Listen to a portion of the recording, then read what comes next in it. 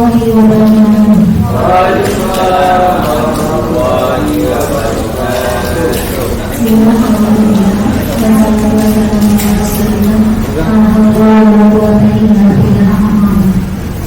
Yang saya hormati Ibu Kepala SDM Islam, yang saya hormati Ibu Kepala Ibu dan yang saya hormati Pak Ketua KKP Gugus KPI serta Ibu dari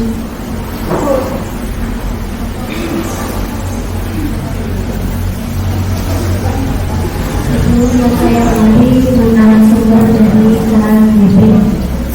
Pertama-tama saya di sini akan melakukan sesi tentang penanganan budaya positif di lingkungan sekolah. Tidak bermaksud buat mengurangi panjenengan semua. Saya yakin panjenengan lebih paham tentang putra putri panjenengan semua. Saya di sini menyampaikan ilmu yang saya peroleh dari pendidikan yang saya sedang jalankan, yaitu pembelajaran antara kita. Sekali lagi saya bukan bermaksud untuk menggurui panjenengan semua, yaitu tidak penting seperti itu. Saya hanya tidak ilmu karena saya kurang pandai dalam berkata-kata. Saya akan sampaikan materi dengan letter.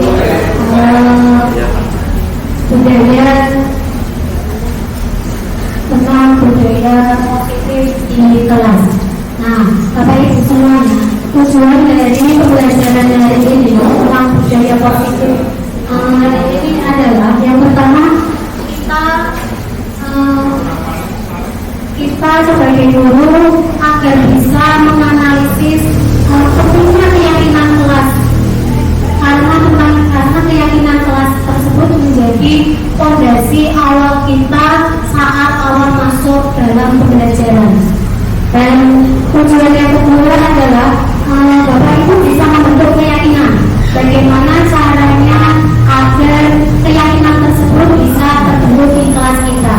Karena memang dari awal keyakinan kelas itu salah satu fondasi kita, cara mengatasi masalah-masalah yang timbul dalam kelas.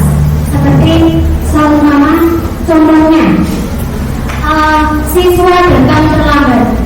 Nah, di situ kita bikin keyakinan kelas di dalam kelas. Sebelum masuk ke situ, Bapak Ibu ada yang tahu tentang budaya positif di kelas?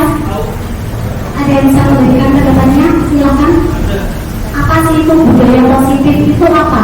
Membaca positif. Tolong Anda, budaya positif itu apa Pak? Saya hati-hati. Budaya positif itu kebiasaan yang baik yang harus kita timbulkan di dalam siswa-siswa kita. Budaya positif itu yang kita munculkan yang awalnya adalah dengan membentuk keyakinan kelas dulu. Di awal semester biasanya kita menghadapi siswa-siswi yang baru masuk, kita mendapatkan siswa-siswi yang baru. Nah, dari situ kita bisa membuat keyakinan kelas. Nah, keyakinan kelas sendiri itu apa? Kalau tadi budaya positif itu kebiasaan yang baik, kalau keyakinan kelas sendiri itu apa kira-kira? Kesepakatan kelas. Ada lagi? Kira-kira hampir sama deh keyakinan kelas dengan kesepakatan kelas. Iya, hampir sama ya. Tapi di sini biasanya kesepakatan kelas itu dibentuk bersama-sama, apa tidak, apa hanya gurunya saja?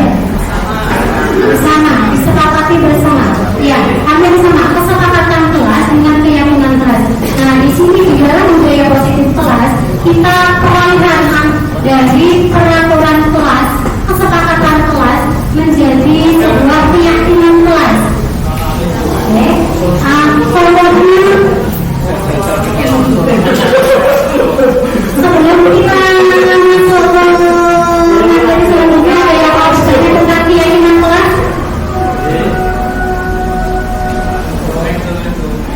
Budaya positif merupakan perwujudan dari disiplin positif, nilai-nilai kebajikan universal yang diterapkan di sekolah.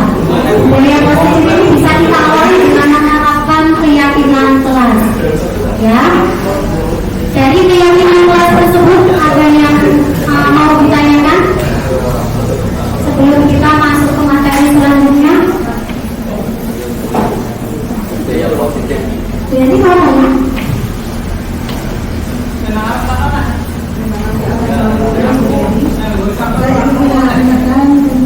Bagaimana sama menerapkan keyakinan kelas di kelas saya?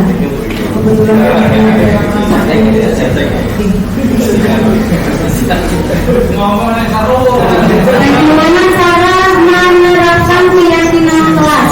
Yang pertama, di awal semester kita ajak diskusi terlebih dahulu putra putri kita, anak didik kita. Kita akan berdiskusi. Soalnya ada anak yang datangnya terlambat.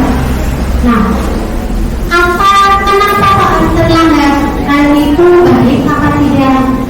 Nah, kita ajak diskusi.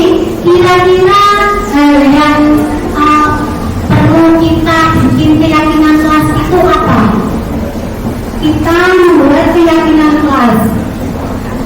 Bagaimana caranya? Kita ajak diskusi dulu terlebih dahulu. Kita ajak diskusi, kita membuat yang namanya kesepakatan bersama. Kira-kira apa ya yang harus kita lakukan agar anak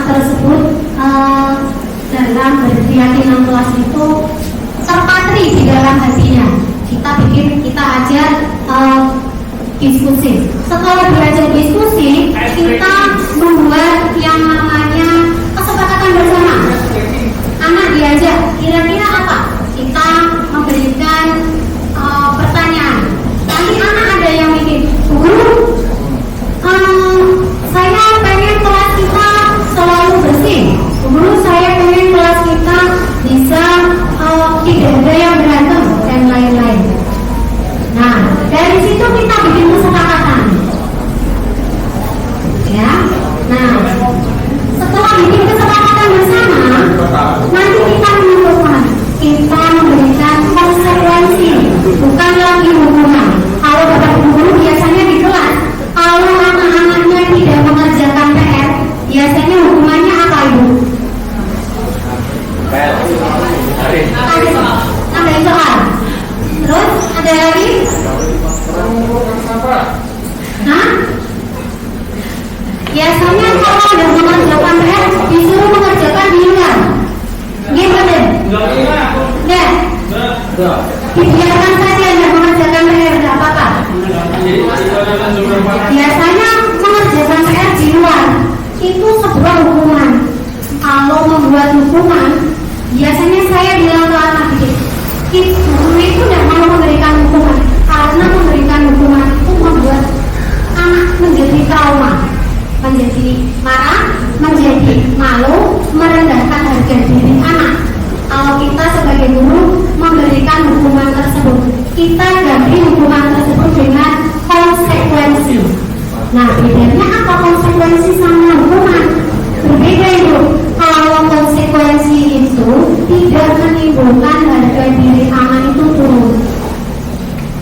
Kalau memberikan hukuman, anak bisa marah, bisa dendam, ada hal-hal negatif yang timbul setelahnya. Oke?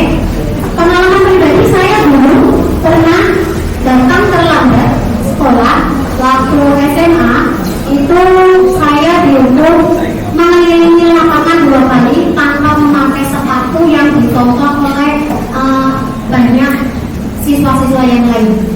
Setelah selesai itu rasanya marah sama guru yang memberikan hukuman itu. Rasanya dendam, malu, trauma, rasa percaya diri saya langsung down waktu itu. Nah, kita bikin kesepakatan di sini, kita ganti hukuman tersebut menjadi sebuah konsekuensi. Konsekuensi itu tetap memberikan rasa percaya diri ke anak didik setelah mereka keluar. Seperti halnya jika tidak mengerjakan PR, diganti dari yang tadinya di luar mengerjakan. Kalau anak di luar mengerjakan, otomatis si anak tidak mengikuti pelajaran. Kita ganti dengan menambah PR. Tapi kalau menambah PR, makasih ya. Ada tidak memberikan PR, tidak apa-apa, itu ya. Nah, kita bikin kesepakatan sama anak. Kita bikin keyakinan kelas kita. Kira-kira anak-anak kalau tidak mengerjakan PR, apa yang harus konsekuensinya apa? Ada yang menjawab kemarin dari kelas saya, guru dikasih PR tambahan. Ada lagi yang menjawab dikasih PR 2 kali lipat. Dikasih PR 2 kali lipat. Ada lagi yang bilang didenda 1.000 satu soal atau didenda 1.000 jika tidak mengerjakan PR. Kita bikin kesepakatan antara murid. Kira-kira kalau hukumannya kita kasih tambahan soal, mampu tidak kalian untuk melaksanakan atau bertanggung jawab terhadap konsekuensi tersebut. Nah, setelah terjadi kesepakatan, kita maka jika anaknya guru saya sanggup, itu berarti menumbuhkan rasa tanggung jawab ke anak. Anak menjadi tanggung jawab. Besok-besok kalau tidak mengerjakan PR, anak akan tahu dengan tanggung jawab dan kesepakatannya mereka sendiri, keyakinan yang telah dibuatnya sendiri. Nah, kalau keyakinan ini bisa dilakukan di sekolah, tidak hanya di kelas, di kantor, di sekolah, dengan teman sejawat. Yang kemarin juga sudah kita lakukan kesepakatan ini dengan KKB Kartini, Bu Kartini.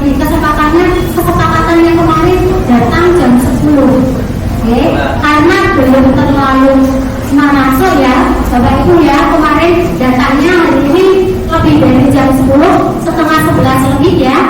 Nah, dari keyakinan itu, karena keyakinan itu sudah yakin, keyakinan kelas itu dibikin agar anak bertanggung jawab, agar anak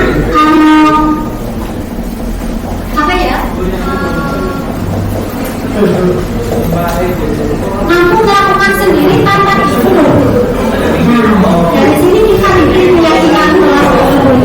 Saya punya salah satu contoh keyakinan kelas yang telah saya buat di kelas saya, yaitu datang terlambat, datang tepat waktu. Sanksinya jika tidak dilakukan atau melanggar keyakinan kelas yang saya bikin atas kesepakatan dari semua siswa dikasih di jam istirahat. Ada lagi yang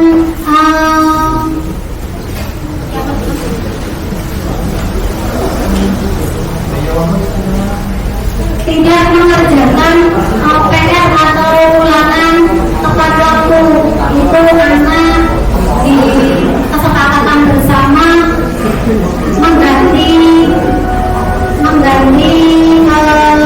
PR setelah pulang sekolah dikerjakan. Nah, itu keyakinan yang sudah saya temukan di dalam kelas saya. Dari kebiasaan, karena keyakinan kelas itu hasil dari kebiasaan yang nantinya kita terpatri di hati. Tanpa disuruh, tanpa diminta, itu anak akan jalan dengan sendirinya. Nah,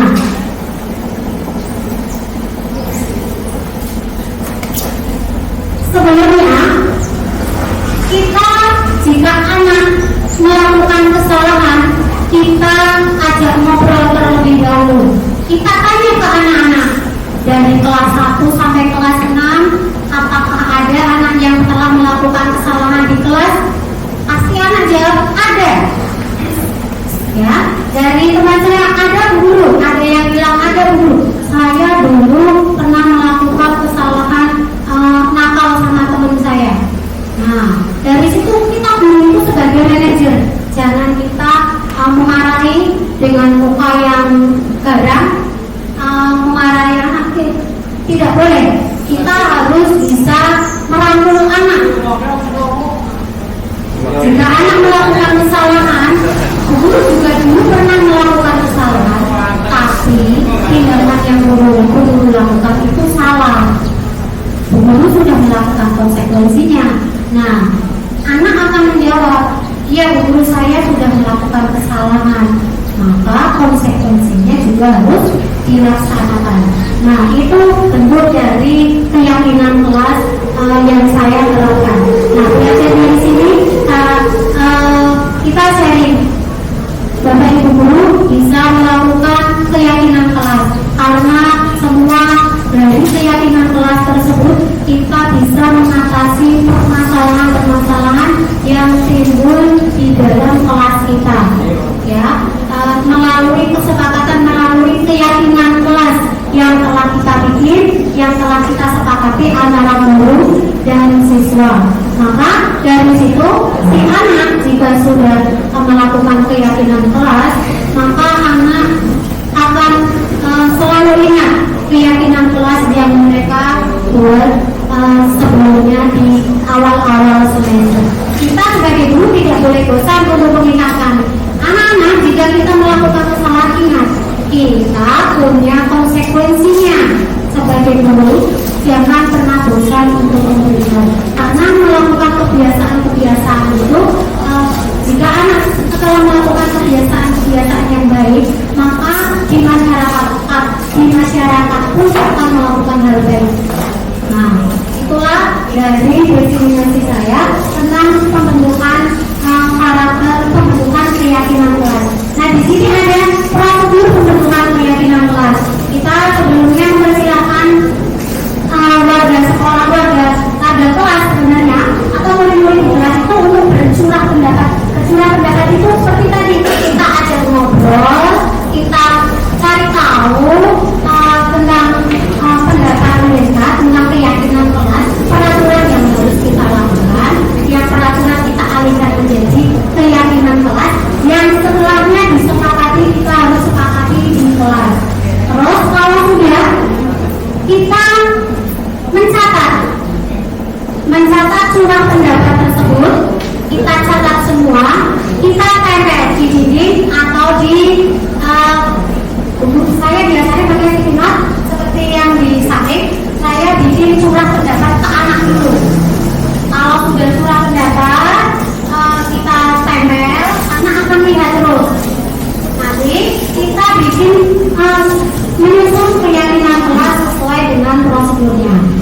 bikin keyakinan kelas tersebut.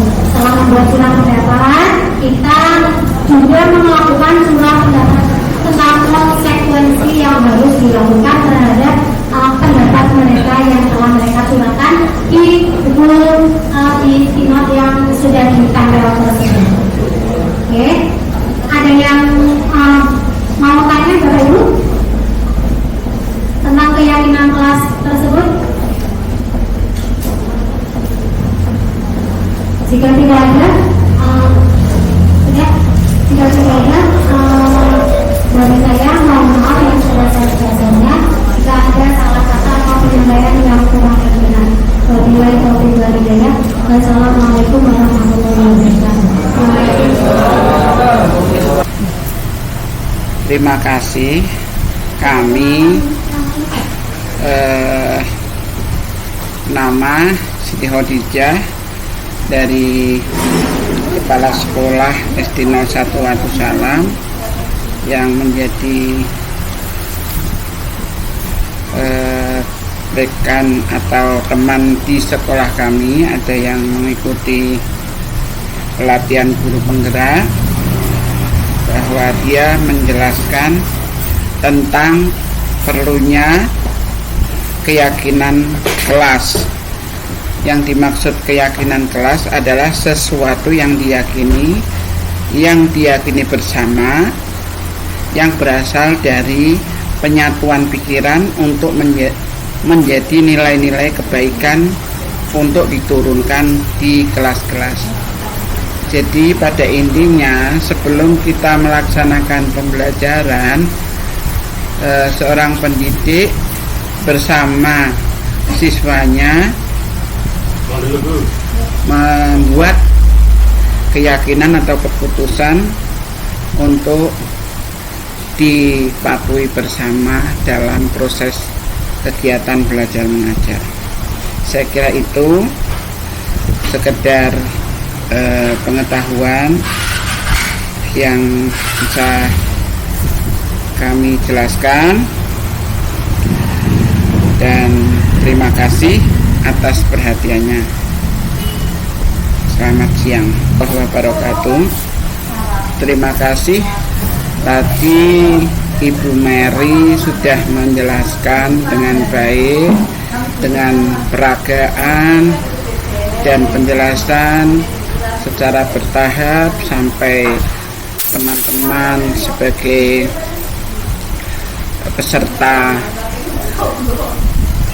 merasa jelas dalam memahami tentang definisi perilaku positif. Dan selanjutnya mudah-mudahan Bu Mary bisa mengembangkan pembelajaran maupun teknik-teknik yang sangat baik untuk bisa menerapkan teknik-teknik atau metode-metode pembelajaran atau